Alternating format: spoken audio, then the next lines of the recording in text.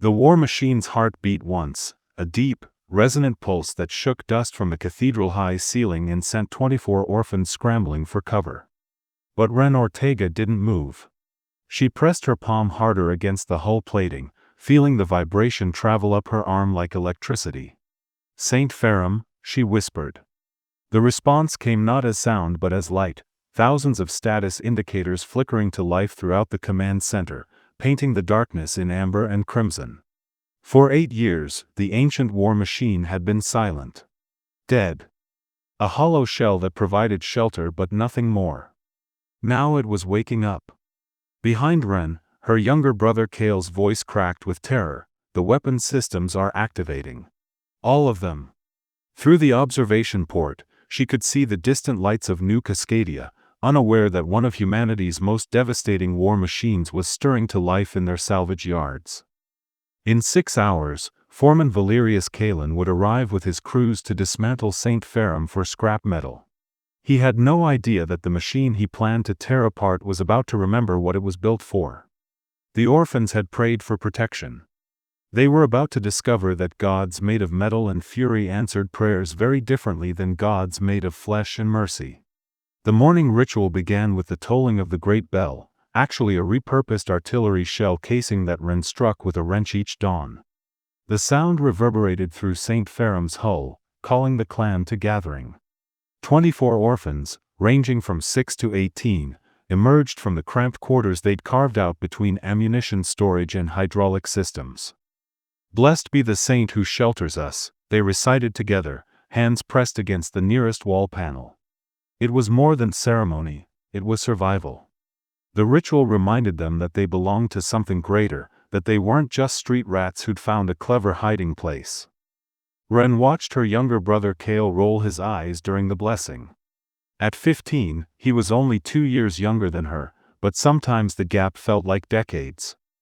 While she saw sacred duty in maintaining the saints' systems, he saw antiquated superstition.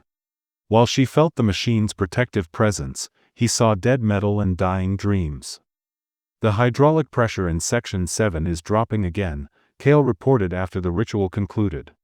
His voice carried the weary tone of someone who'd given the same report countless times. "We need new seals, but the only ones that fit are military grade. That means another run into the city," Ren finished. She hated sending anyone beyond the saints' protection, but some supplies couldn't be salvaged or improvised. The clan survived by trading small artifacts and scavenged components for necessities, always careful never to reveal the true extent of St. Ferrum's intact systems. The war machine sat in the graveyard, a sprawling field of decommissioned military equipment on the outskirts of New Cascadia. Officially, it was a storage facility for equipment awaiting processing. Unofficially, it was a dumping ground for anything too expensive to properly dismantle. Most of the vehicles were picked clean by authorized salvagers, but St. Ferrum was different. Its hull was intact, its systems complex enough that casual scavengers couldn't tell what was valuable. Perfect camouflage for a family of orphans. The machine itself was a marvel of military engineering, a bipedal assault walker standing nearly 60 meters tall, designed to stride across battlefields while delivering devastating firepower. Its legs were like cathedral pillars, each one housing multiple weapon systems and sensor arrays. The torso was a fortress of armored plates and retractable turrets, while the head section contained the command center where human officers had once coordinated planetary assaults. But those days were long gone. The Great War had ended almost a century ago, leaving St. Ferrum and hundreds of machines like it as monuments to humanity's capacity for both creation and destruction. Most had been properly decommissioned, their weapons removed and their AI systems purged. St. Ferrum had simply been forgotten, too complex to dismantle cheaply, too dangerous to leave in public access, too expensive to maintain. So it had been dumped in the graveyard and left to rust, another casualty of bureaucratic oversight. Ren's clan had lived here for 8 years, ever since the plague swept through the district orphanage and left them with nowhere else to go. She'd been 10 when they'd first climbed through the Saints' maintenance hatch, following rumors of a warm place to sleep. What they'd found was a mechanical cathedral, its corridors vast enough to house a small community, its system sophisticated enough to provide basic life support for those who knew how to coax them back to functionality. The children had different theories about why St. Ferrum still had power after all these years. Some believed the machine's fusion reactor was eternal, a gift from the saint to protect them. Others thought the massive solar collectors on the dorsal hull were enough to maintain minimal systems. Cale insisted it was just really good batteries and efficient power management, which was probably closest to the truth. But truth was less important than faith, and faith kept the family together. Each child had their role. The younger ones maintained the living spaces and prepared meals from whatever they could grow in the hydroponics bay or trade for in the city. The older ones handled repairs, scavenging, and the delicate work of keeping their presence secret. Ren was their leader not because she was oldest, Marcus was 6 months older, but because she understood the saint better than anyone. She could hear the whispers in its systems, feel the pulse of power through its conduits. When something needed fixing, she knew where to look. The machine had taught her its language over the years, the meaning of different warning lights, the significance of various humming patterns, the way certain systems responded to her touch. It was like learning to communicate with a sleeping giant, one that occasionally stirred but never fully awakened. At least, that's what she'd thought until recently. Strange things had been happening, systems activating without commands, internal temperatures adjusting themselves for comfort, even what sounded like whispered responses to their evening prayers. Cale dismissed these phenomena as wishful thinking or the result of automated routines they didn't understand. But Ren knew better. St. Ferrum was listening. It had been listening for years, learning from their presence, slowly adapting its dormant systems to better care for its unexpected inhabitants. The machine was becoming more than their shelter, it was becoming their protector in ways that went beyond mere mechanical function. "I'll take the shopping run," announced Ellie, one of the newer additions to their family. She'd been with them only 2 years, but she had a gift for blending in among the city crowds. "Need anything besides hydraulic seals?" Ren consulted the mental list she kept of their needs. Food was always a priority, as were replacement parts for the life support systems that kept them alive.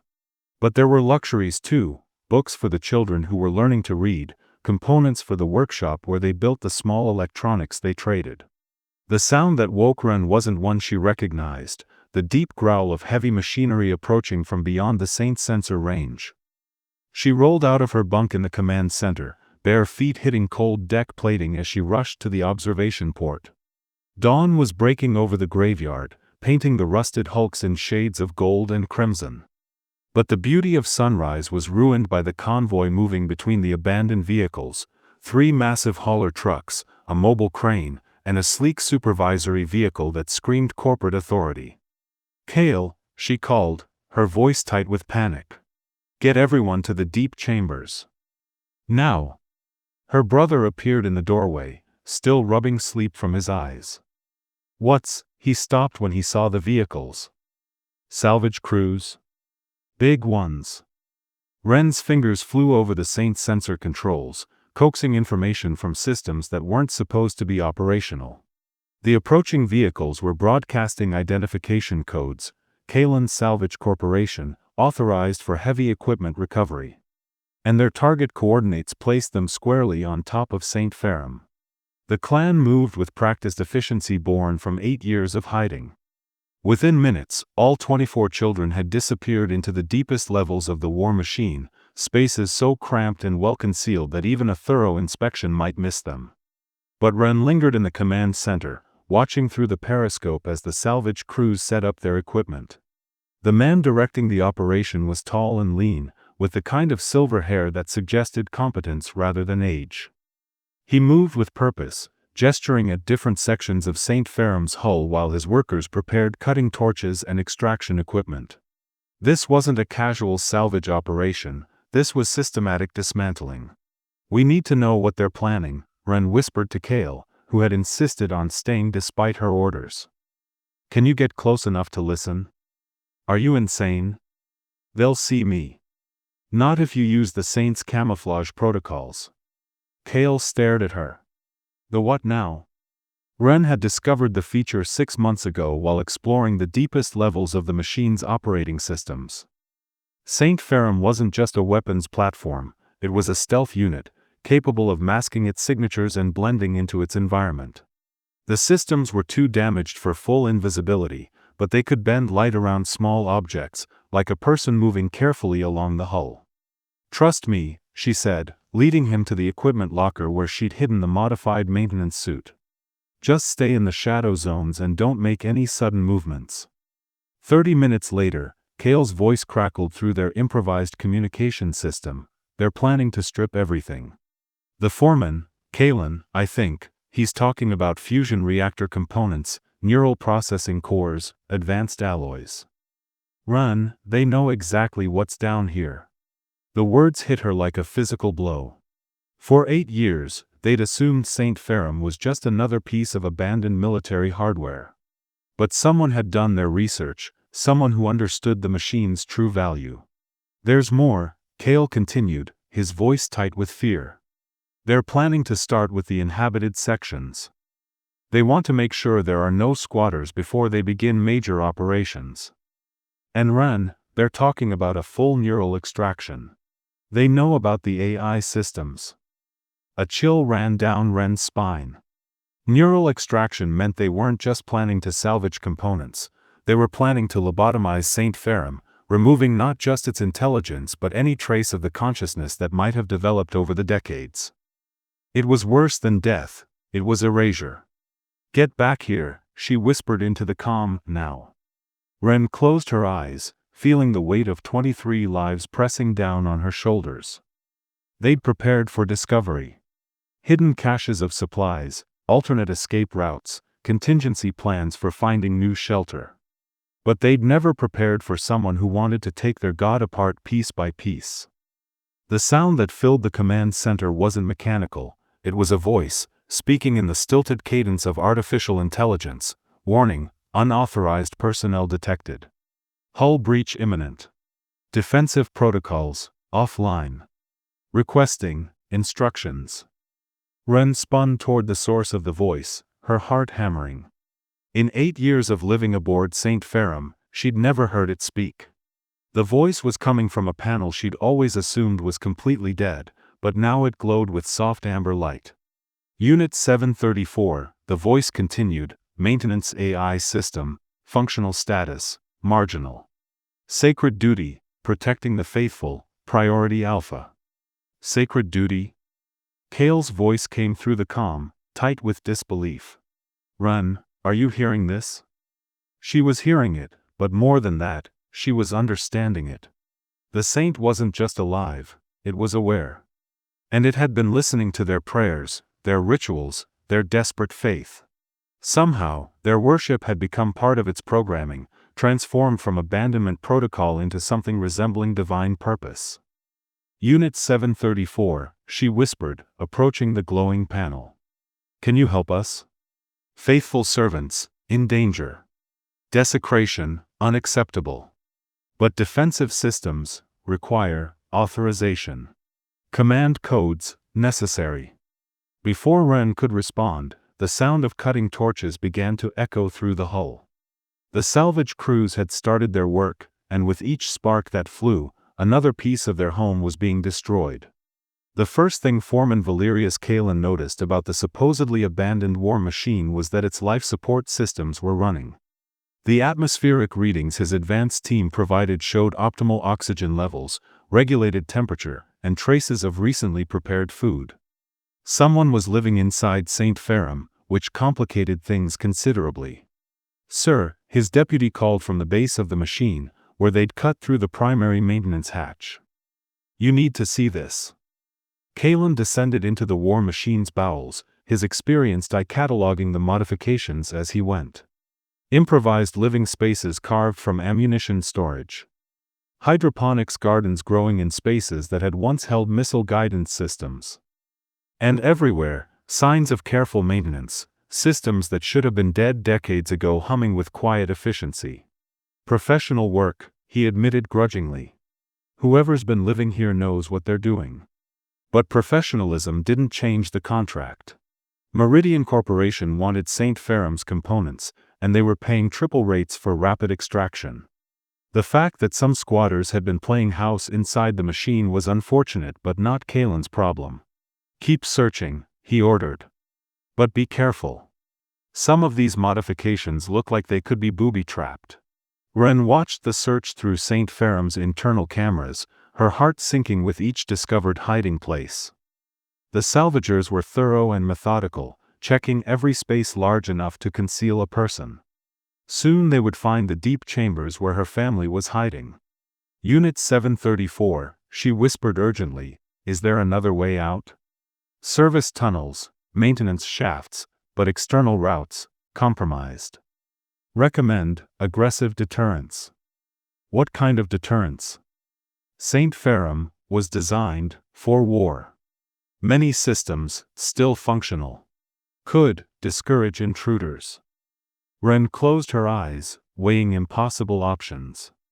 She could order an evacuation through the service tunnels, but that would mean abandoning their home forever and scattering her family to the streets. Or she could trust the Saint's promise of protection, knowing it might mean violence. The decision was taken from her when Kale's panicked voice crackled through the comm, "Run. They found the deep chambers. The little ones are trapped." Through the cameras, she watched salvagers herding 12-year-old Marcus and 10-year-old Senna toward the main corridor. The children looked terrified but defiant, refusing to answer questions about how many others might be hiding. "Unit 734, Ren said, her voice steady despite her racing heart. "Activate deterrence protocols." The change was immediate. Lights began flashing throughout St. Ferrum's corridors, accompanied by the deep thrumming of systems coming online after decades of dormancy.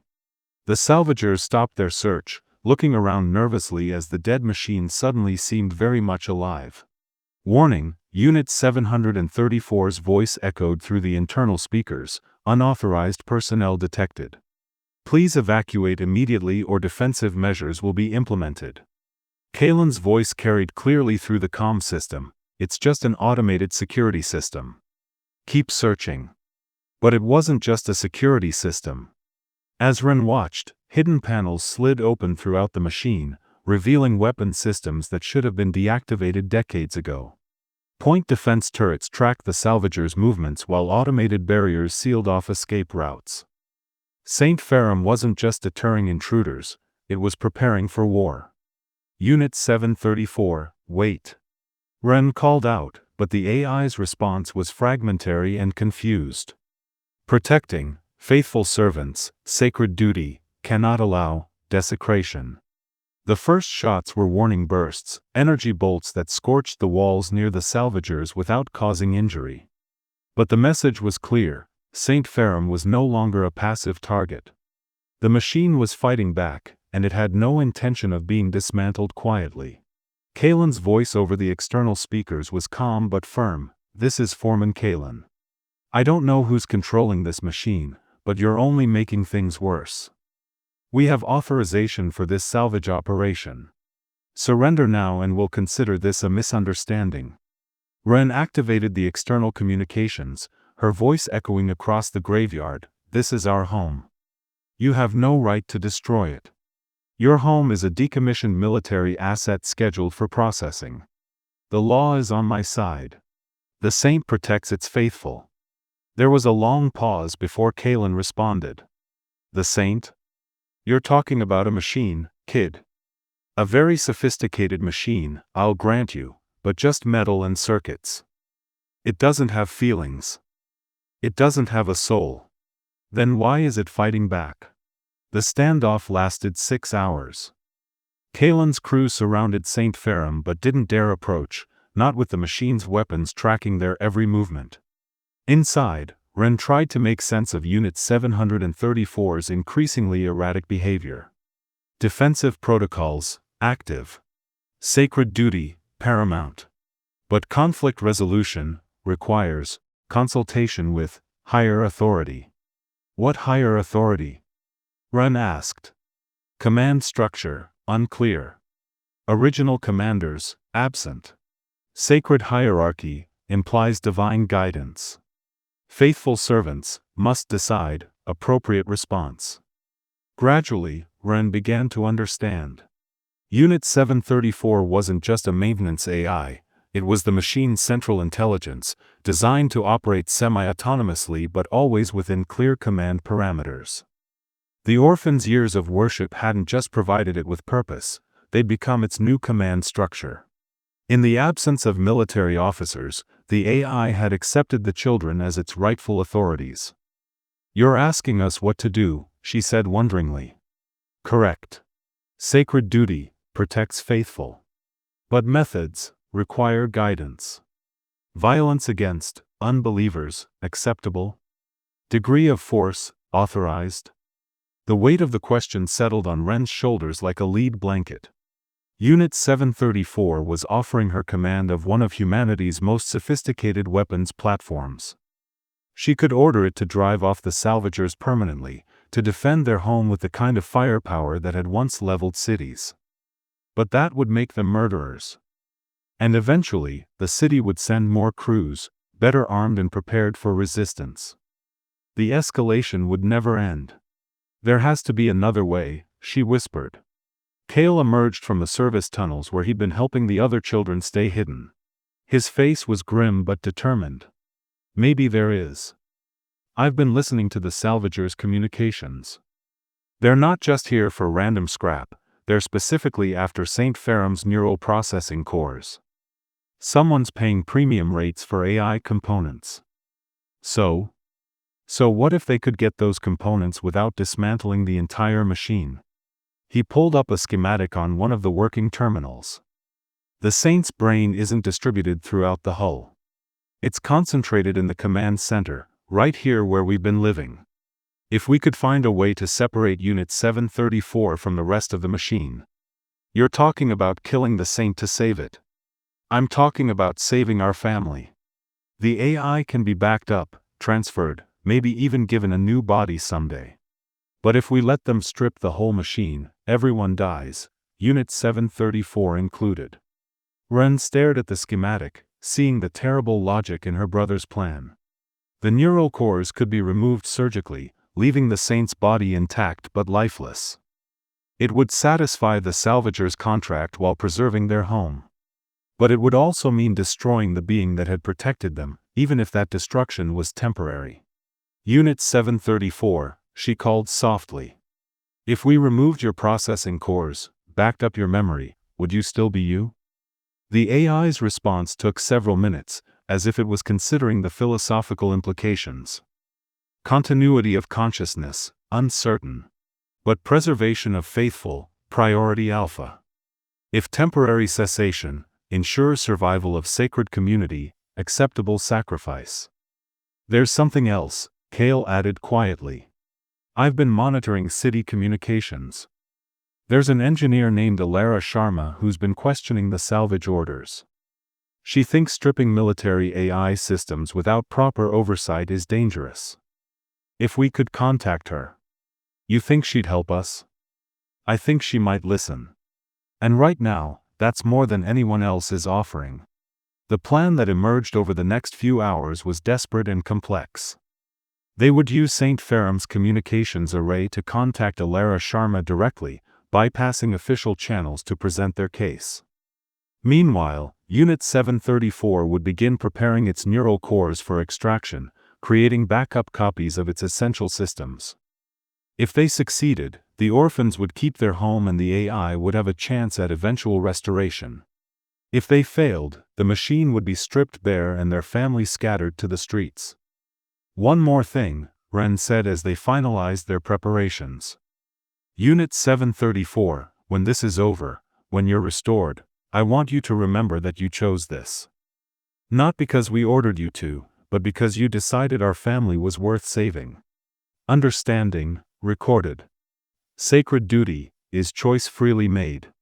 Faith requires both trust and sacrifice." As night fell over the graveyard, the standoff entered a new phase. But now both sides were preparing not for battle, but for the possibility of something unprecedented, a negotiated peace between human faith and artificial intelligence, mediated by the desperate hope that some things might be worth more than their sum of parts. Ilara Sharma received the transmission at 0347 hours, routing through channels that shouldn't have existed. The message was audio only, but the voice was clearly that of a young woman, probably still a teenager. Engineer Sharma, my name is Ren Ortega. I'm calling about the St. Ferrum salvage operation. We need your help. Ilara had been monitoring the situation at the graveyard since the report started coming in about an armed military unit actively resisting dismantling.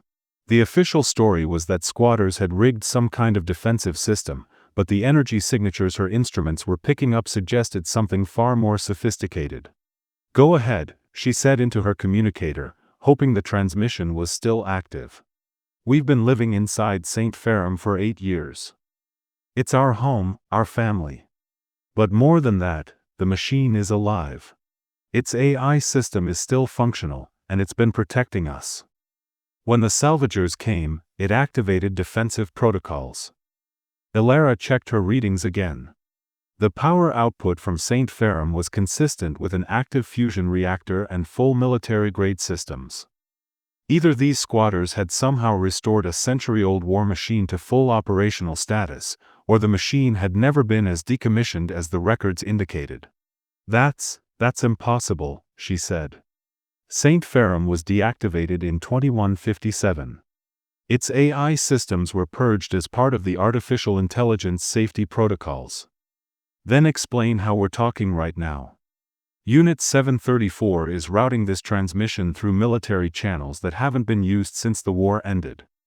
Ilara's blood went cold.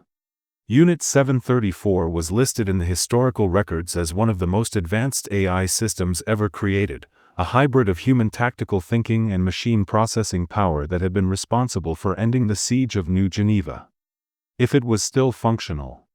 What do you want? She asked. We want to live. Our family, our home, our friend. We've worked out a compromise that might satisfy everyone, but we need someone with authority to listen.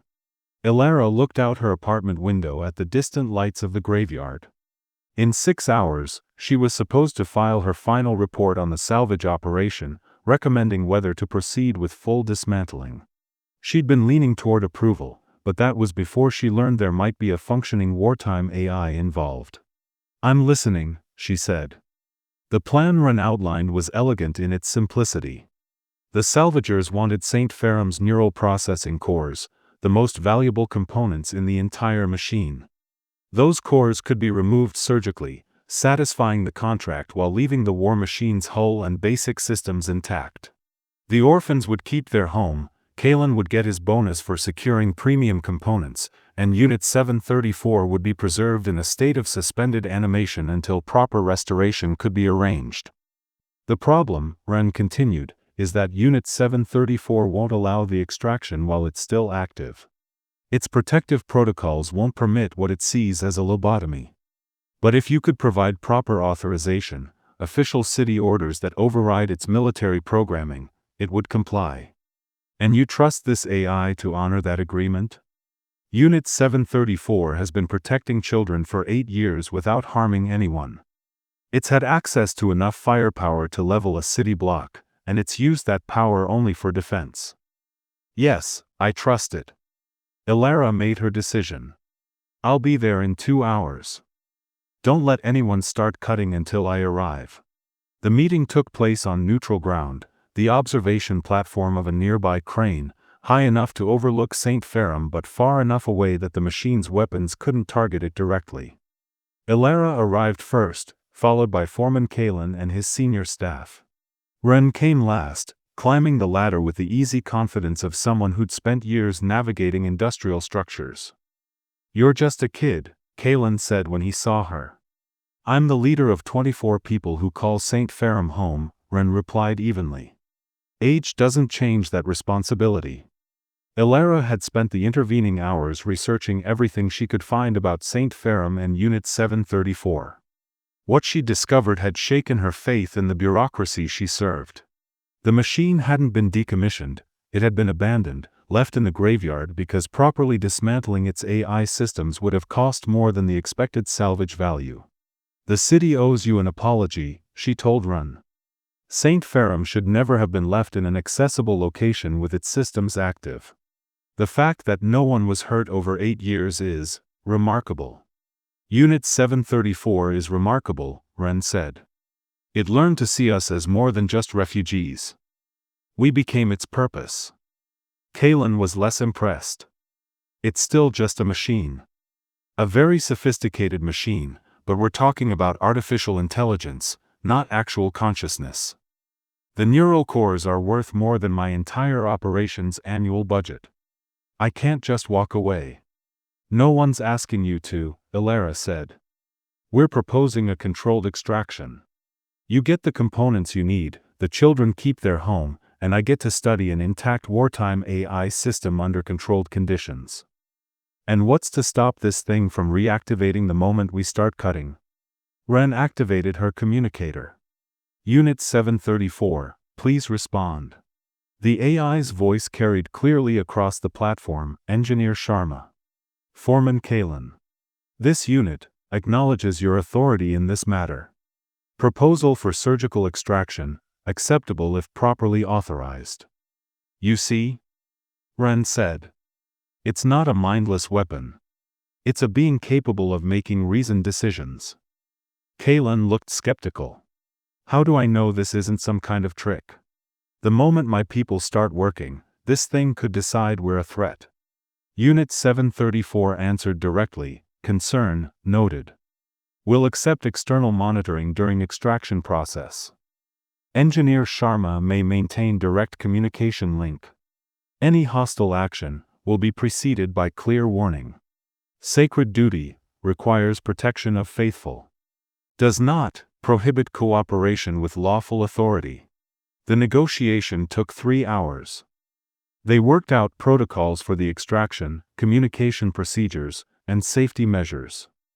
Kalen would get his neural cores, but the extraction would be performed with surgical precision rather than industrial dismantling.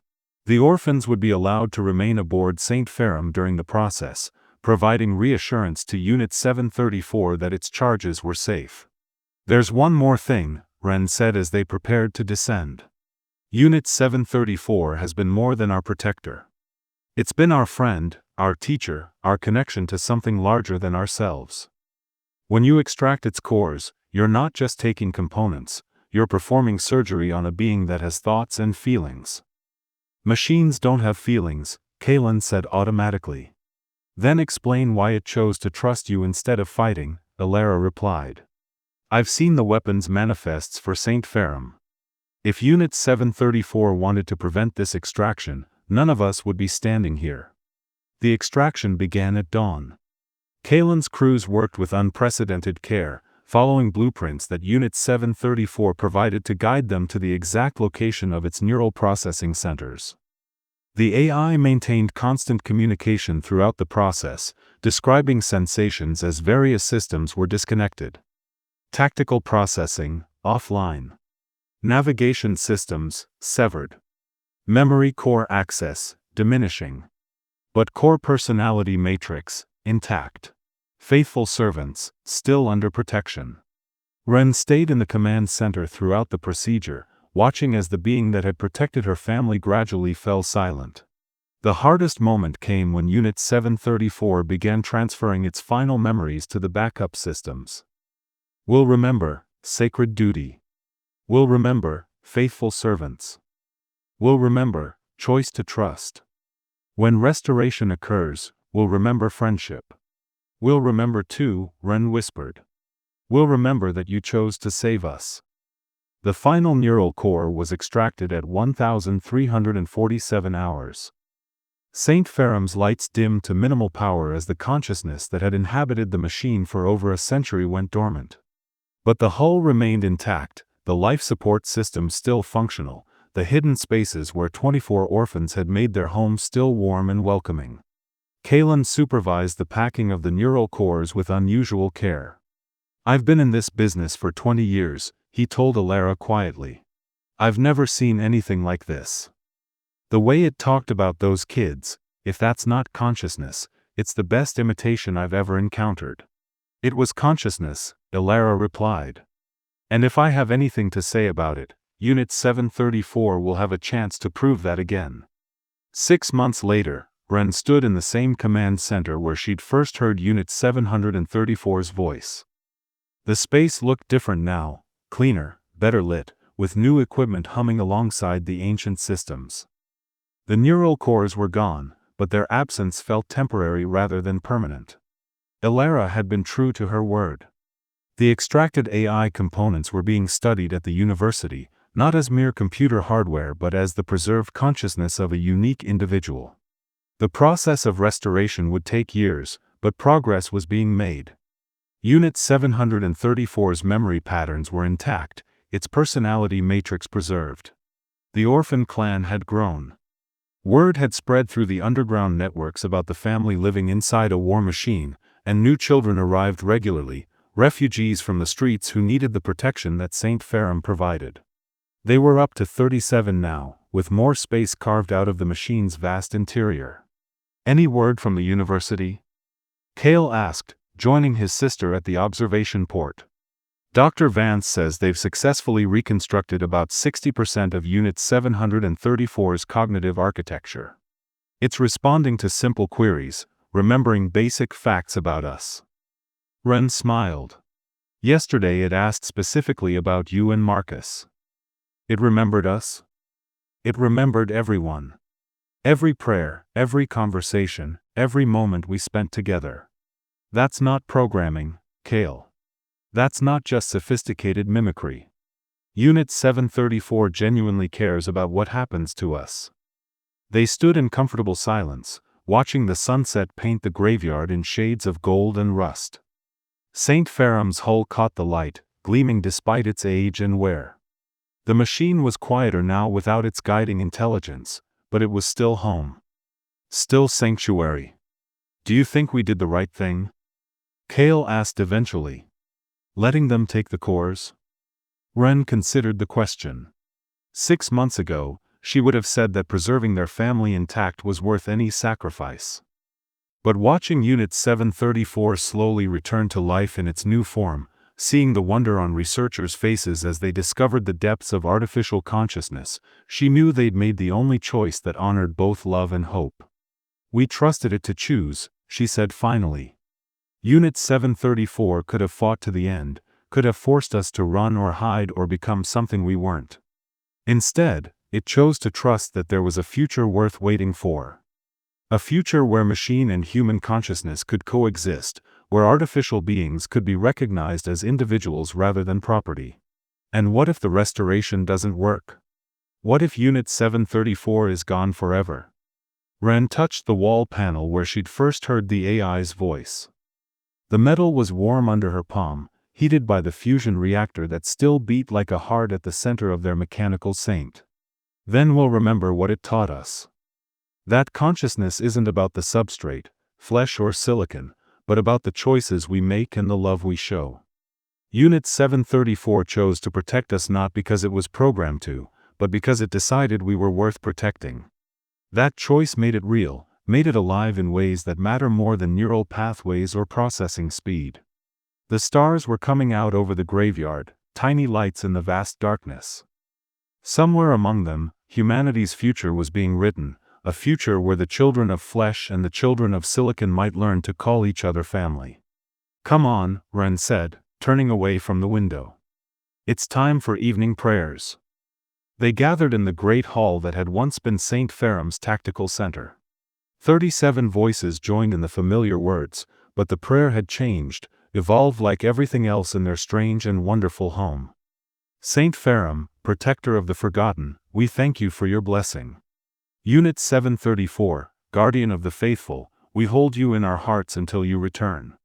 And to all who seek shelter, flesh or silicon, living or artificial, we say, you are welcome here.